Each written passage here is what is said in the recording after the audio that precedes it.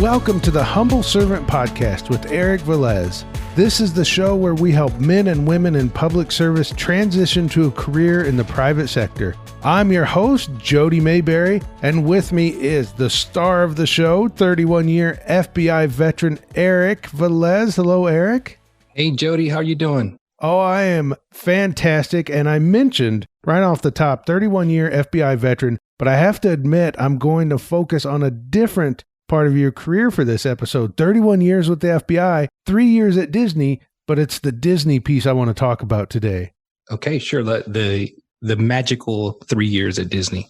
The magic years, yes. Let's focus on those 3 magic years. So again, remind us, what was your position at Disney? Yeah, so when I joined Disney, I was the head of security for the segment at Disney that involved the parks, the theme parks, the ships, the stores, and the resorts or the hotels. So it was a lot of the public-facing aspect of the Walt Disney Company. Well, that's fascinating. So often I get to talk to people that worked at Disney about operations, about leadership, management, customer service. I very rarely have gotten into this side of Disney. And so I know you have probably had experiences unlike what I've talked to other people about, unlike many people even think goes on. So I'm curious, you've met so many people at Disney, you had so many experiences packed into 3 short years. So what I want to talk about is some of the best advice you ever received while working at Disney. Yeah, I'm happy to share that with you, Jody. Before that, I want to tell you one of the coolest things about working security at Disney is just the diversity. I mean, it's everything from, protecting and screening folks coming into the theme parks, protecting animals at Animal Kingdom, whether it was arenas at ESPN Zone. I mean, there's just a wide world of sports. There's just a lot of different things, cool things about working security at Disney. But yeah, I want to talk a little bit about the best advice I was ever given while working at Disney. And to do this, I'll have to set the stage, so to speak. When I started Disney, one of the most challenging things about transitioning a career where you spend 31 years is just kind of learning what it's like, what the culture's like at a new company, how everybody interacts, even how you give presentations is very important. And so when it comes to the advice, I'm going to talk a little bit about some of the advice I was given with regards to that. So as you can imagine, at Disney, at the Walt Disney Company, there was always something new. It was either going to be a new movie that was coming out from Disney Animation, or it might be a new theme park attraction that was about to get unveiled. And so when it was a special event or one of these major events like this, there was obviously a security protocol behind that. And if it was something that was going to garnish a lot of attention, pretty much everything that happened at Disney got a lot of attention. But if it was something that was going to get a lot of attention, we would put a little bit of emphasis on making sure that we have the plan solid, and we brief a lot of people along the way. And so one particular event, and I won't give a lot of details about the event itself, but it was an event that was opening at the Walt Disney World in Orlando. And so we had a security package surrounding the event itself. And so as we were getting closer to the opening, we were starting to brief executives along the way. And so we briefed the president of Walt Disney World at the time. And another person that we needed to brief was Bob Chapek, who is the new CEO of the Walt Disney Company. At the time, he was a chairman of this particular segment, which I referred to, which was the Parks and Resorts segment. And so we briefed Bob on the actual security profile for the event. He really liked it. He thought it was a good, solid plan. And he thought, okay, why don't we brief Bob Iger on this plan and let him know what's going on as well. So fast forward a little bit, and there was a meeting on the schedule for me to brief Bob Iger about this particular security profile. And we did this over at the Walt Disney Imagineering headquarters in Glendale, California. And so this isn't the first time that I had ever briefed the head of an organization, whether it was the FBI. It was something that I was comfortable with, but I had never briefed Bob Iger at the time. So what I had to go by was really the experiences that I had briefing, for example, Director Mueller or Director Comey. And so I had learned to give briefs a certain way. There was certain ways you did things. There was a certain way you spoke, the certain ways that you dressed. I mean, everything was about the way that this presentation was going to go forward.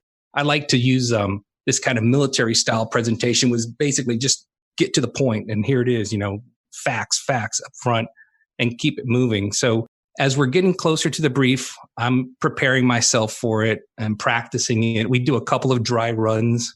And so now it comes the day of the briefing itself. And it was going to be in the afternoon. We were waiting for him to arrive, for Bob Iger to arrive. And when he arrives, everything starts already to feel a little bit different than it felt when I was in the FBI. Even the way he walked into the room, just kind of smiling, just very happy, just shaking hands, just very, very relaxed. There was a very relaxed sense to this particular brief, even though he was accompanied by pretty much every top executive in the company at the time, or at least in the Parks and Resorts segment. And so he kind of went around the table and he sat down, and right to his left, Bob Chapek sat down. And so Bob Iger's right in front of me across the table. And so the briefing's about to get started. I'm somewhat nervous because it is the first time I've briefed him. I don't know exactly how he likes to be briefed, but I went ahead and just kicked it off and went through the presentation. It was a small presentation deck, and there was a lot of engagement. He was very engaging, kind of stopped along the way, asked some questions that were related to the brief. And it seemed more like a conversation was going on, but I kind of stuck to my format and kept, pressing forward as far as the presentation itself. And I did notice that Bob Chapek was looking at me a lot. I mean, like really staring at me, and I could catch it to the side of my eyes, but I just kept focusing on the briefing itself. And so we got through the whole briefing. And, sometimes when you get briefings, when it's a complete disaster. And then there's other times when you do a briefing and you feel like, I nailed it. And this was one of those times where I truly felt like I nailed this thing. I thought, okay, it went exactly like I had practiced. I'd practiced the night before. It went exactly like we wanted to, and during the dry runs. And I was starting after it finished and Bob Iger and Bob Chapek left with the rest of the group. I stayed back with the Walt Disney World executives, and I was even getting validation for them. That was great. That was perfect. So I felt really good, as you can imagine. Well, we go now a few days, maybe about a week after that. And it just so happens that, I was a direct report to Bob Chapek. And so we would have these meetings in his office, these one-on-one meetings. And this was kind of like a meeting that was somewhat of a mid-year review type of thing, even though it wasn't called that. And so I had some time to sit down with Bob Chapek, and we would talk about my performance up to that date. And since we had just done this briefing, that became kind of the first thing that we talked about.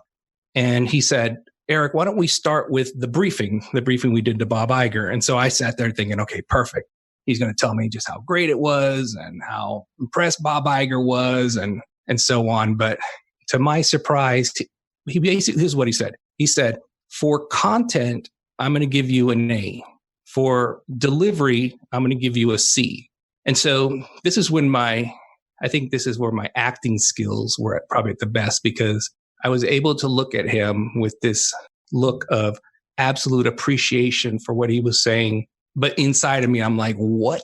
Did he say C? But anyway, so I was like, I didn't even have much time to think, because he kind of went down. He said, Eric, and this is where I get to the best advice I was given while I was working at Disney. And it kind of shows the importance of feedback too. He said, Eric, the Walt Disney Company is an entertainment company. You have to remember that. And so storytelling is very important.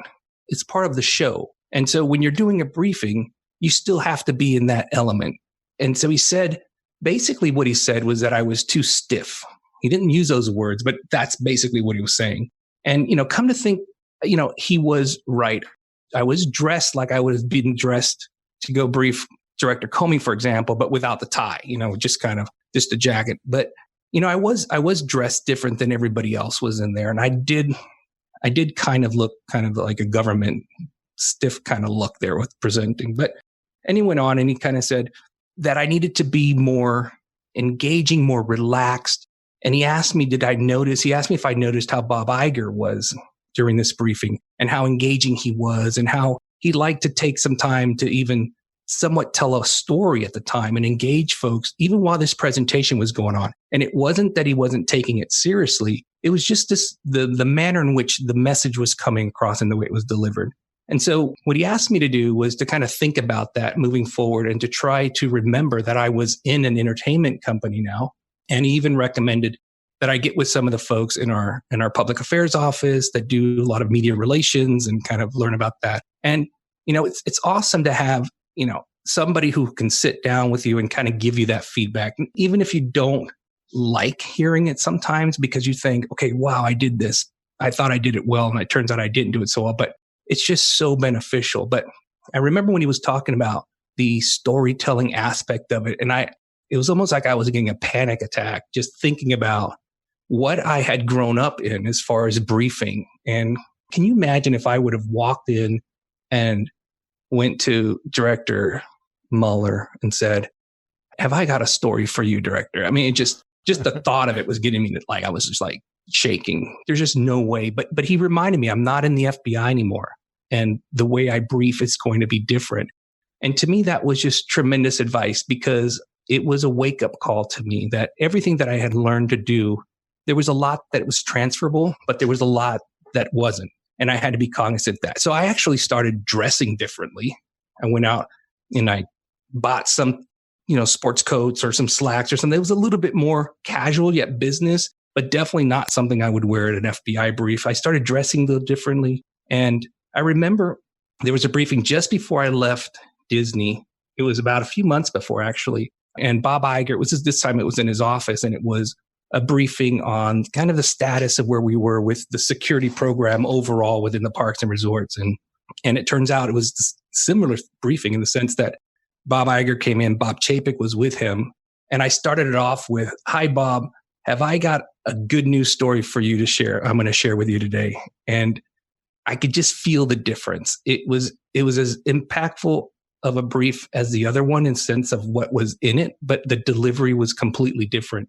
And it was something that I thought about as I went forward. So, really the advice that I give is as you transition into your new career, into the new company you're going to, just keep that in mind and watch how the other executives around you are briefing, how they interact, and learn from that and adapt along with that. And also the power of feedback. And it's something that none of us, or at least I don't really like doing, is, giving feedback when it's going to kind of maybe it may come across the wrong way or whatever, how important that is, because the person on the receiving end, is going to benefit tremendously from it. So anyway, that's kind of a little bit about the advice I was given at Disney.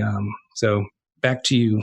Well, that is great advice. And there's a few things in that story I really like, and it shouldn't go unnoticed how you took the feedback and how you got feedback that you honestly were surprised about. You thought it was going to go one way. Bob Chapek told you something completely different, and you were able to continue to listen and hear what he had to say. I think so many of us would run the risk of showing our surprise or being defensive or saying, well, in that situation, you probably wouldn't say, hey, I don't think you're right, but you might think that. So first, that's the first part, is that's not easy what you did. You said your acting skills were being used, but man, that just couldn't have been easy to get unexpected feedback like that. So that's the first part of the story that really came out.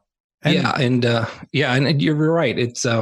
It is something. At first, it was a little bit because I had expected to hear. I was expecting something completely different. But you know what? His point was absolutely spot on. Well, then the other piece of this story is, and you said it, be aware of what the executives are like. Be aware, maybe even the non-executives, just be aware. How are people acting? How are they talking to each other? And I can actually think of my time as a park ranger. I had somebody who worked for me who had been an Army Ranger. So we're still Ranger in the title, but job was much different. And he was a park aide, did seasonal work, was out in front of the public a lot. And he had a lot of time with the transition. He very much carried himself like he was still in the military. He talked to people like he was still in the military.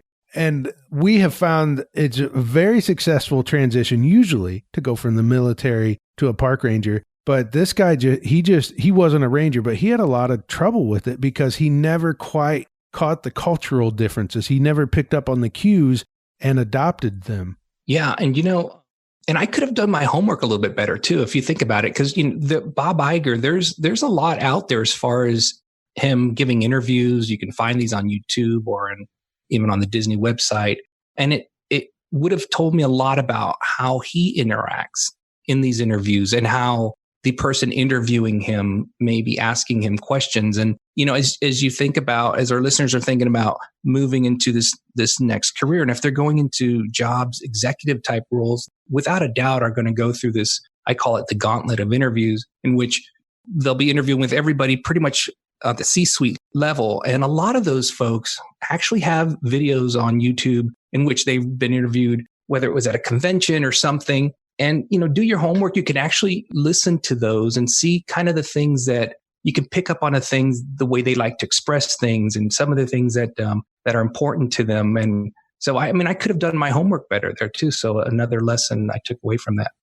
After my time as a park ranger, my first time having an interview with the company I went to work for, I'm used to showing up in uniform. I'm sure you had this in the FBI, your uniform probably being suits, but I was used to wearing the park ranger uniform. So I think, well, I've got to dress up, and I dress up real nice for the interview, and I get the job offer. And he said, and by the way, never show up here dressed like that again. We don't dress like that here. And it really is, you need somebody, even if you do your homework, you need to be open to somebody on the inside giving you that feedback, saying, hey, this is how we do it here.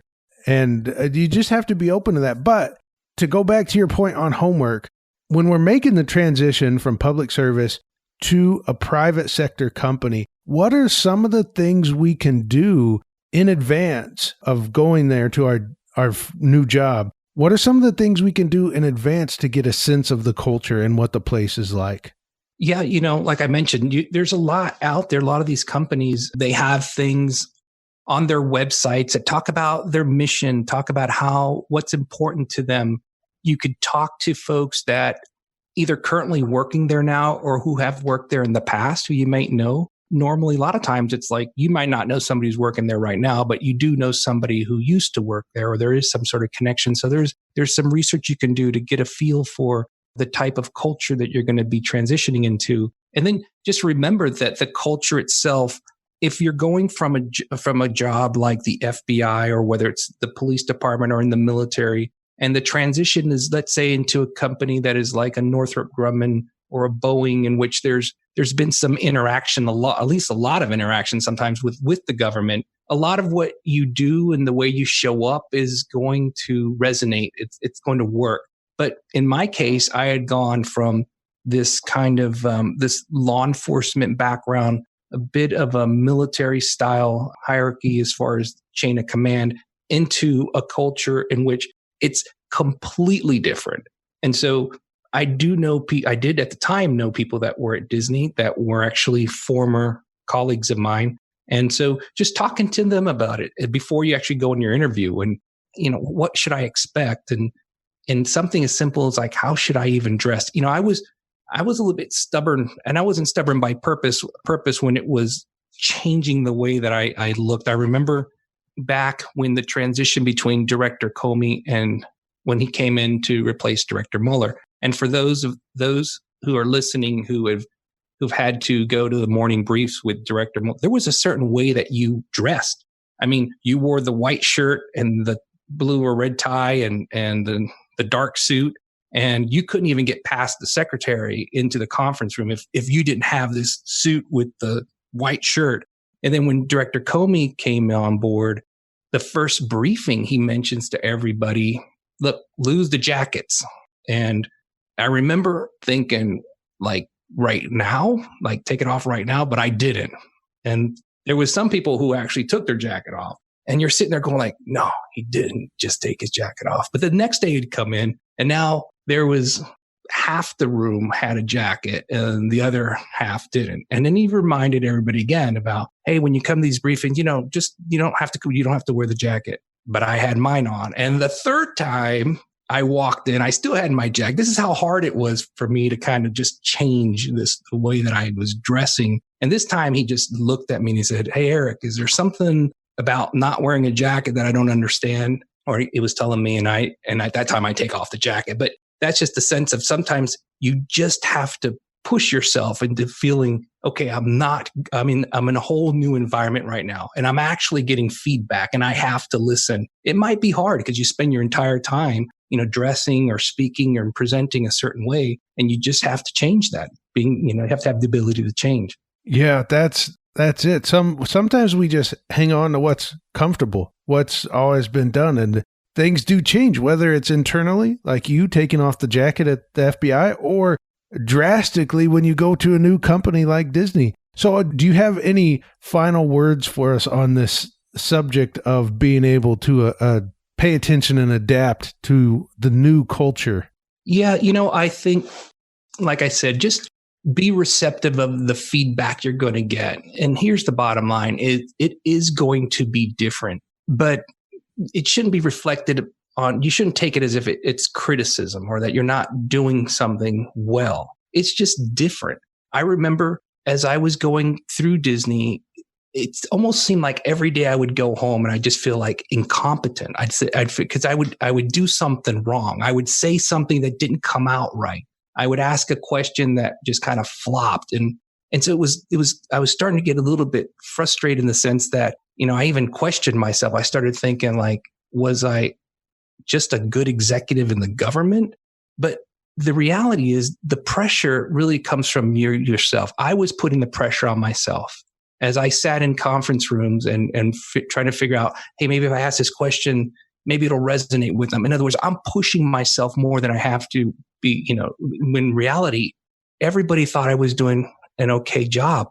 It's almost like the way I would think about it, it's almost as if you're a quarterback and you've done a really good job on a specific team.